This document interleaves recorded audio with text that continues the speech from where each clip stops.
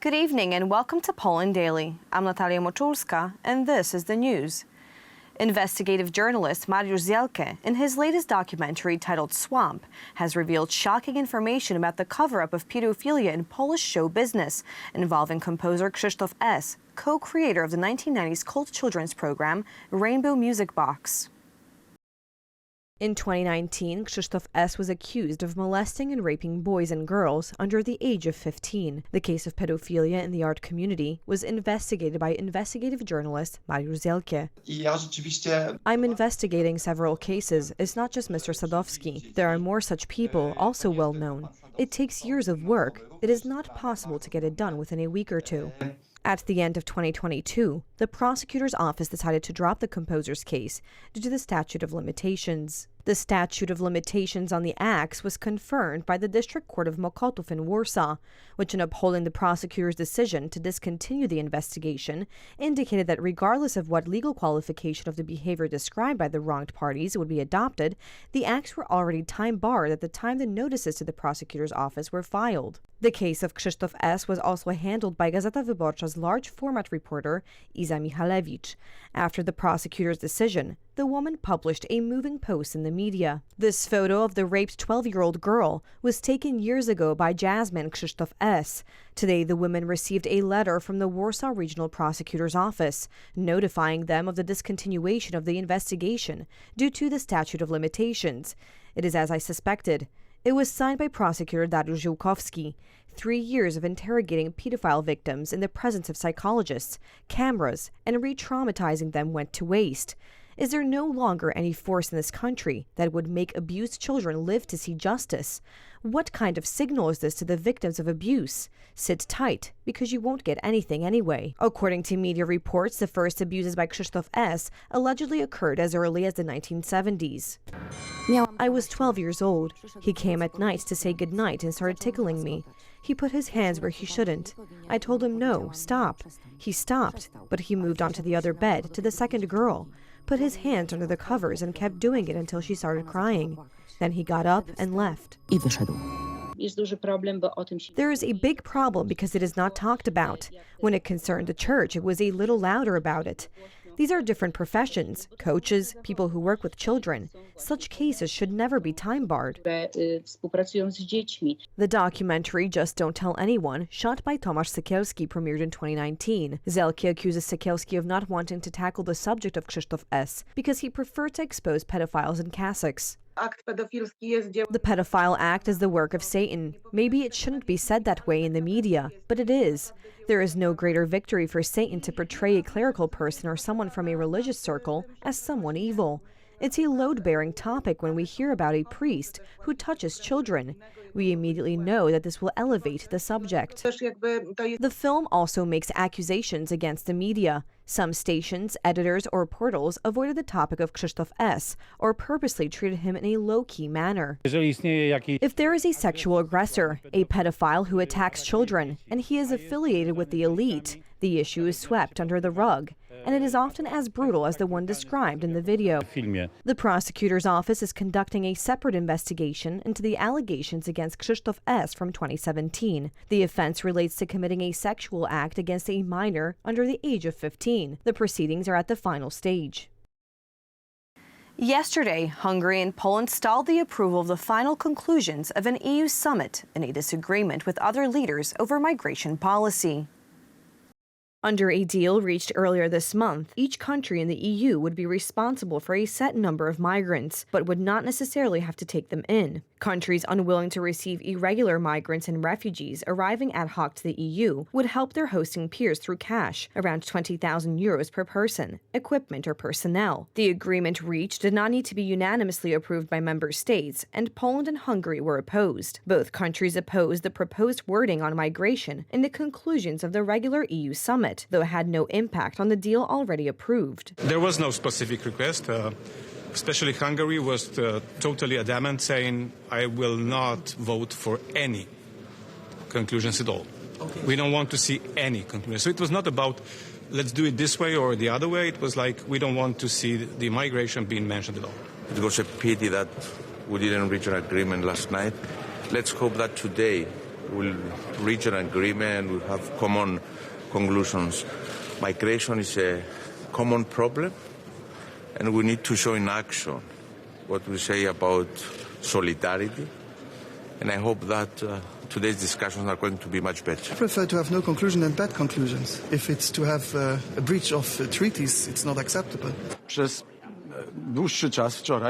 Yesterday at the EU Council meeting, I requested to include in the conclusions that the relocation process is voluntary, that it is not compulsory. And what did I hear from the other side? That it cannot be included. If we cannot include it, it means that part of the European Council would like to move away from its own provisions from 2018 and would like to make the relocation process compulsory and not voluntary. That's why we cannot agree to such conclusions. And that's why we stand by our opinion that the best solution in this case is a referendum. The referendum, which has already been announced and will be conducted in a few months, so that Poles can have their say on whether they want a safe country or they want to see pictures that we see in various cities and suburbs in Western Europe. Poland says it will hold a referendum on whether to accept the deal, possibly on the same day as elections scheduled for October or November. Major French cities saw a third night of riots as French President Emmanuel Macron fought to contain a mounting unrest triggered by the deadly police shooting of a teenager of Algerian and Moroccan descent during a traffic stop. Thousands of young people were fighting police forces. Protesters were burning cars, destroying buildings, looting stores, setting fire to police stations and schools.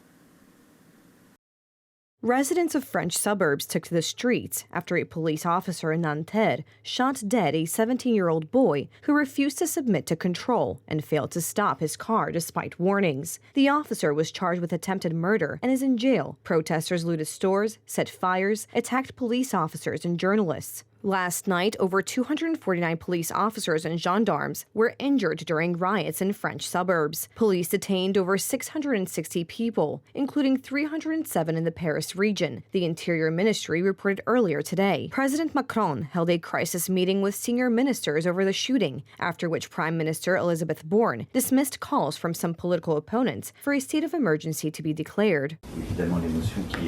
Clearly, the emotion that comes with the death of a young man calls for contemplation and calm, and it's what the government has constantly called for. I think this is what should continue to guide the next hours in the tributes. Nonetheless, it has been the subject of reactions, presumably attempts to change what happened, and the last hours have been marked by violent scenes against police stations, but also schools and town halls, and basically against institutions in the Republic. It's absolutely unjustifiable. I would like to thank those who are out during the night, like yesterday, to protect these institutions and bring back calm.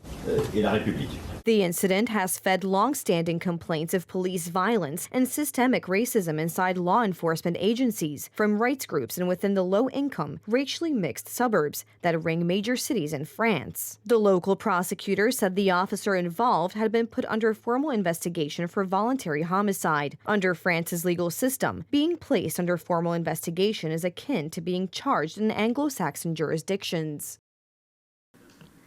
Swedish climate activist Greta Thunberg visited Kyiv on Thursday to draw attention to environmental damage caused by war in Ukraine and criticize the world's response to the June 6 collapse of the vast hydroelectric Kakhovka Dam.